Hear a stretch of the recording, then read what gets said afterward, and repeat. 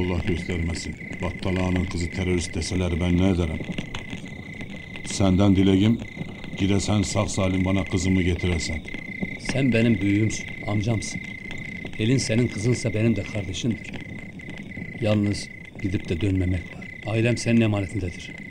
Ne demek Barzan? Onlar benim çocuklarım gibidir. Helin neyse Keşe de öyledir. Sen onları hiç merak etme.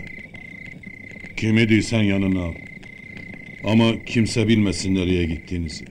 Anası bilse kahrından öldürür kendini. Hiç kimse bilmeyecek, merak etme. Benim çocuklar dahil. Ve lakin en iyisi yalnız gitmek. Oradaki akrabalar bize zaten yardımcı olur. Oğlum vurulduğundan beri gözüme uyku girmemiş, yüreğim soğumamıştır. Bir de Helinimi kaybedersem ben ne ederim? Seyit'le biz beraber büyüdük. Onu kaybetmenin acısı hep içimizde. Helin kardeşimizin de acısını yaşamak istemeyik, tasan olmasın.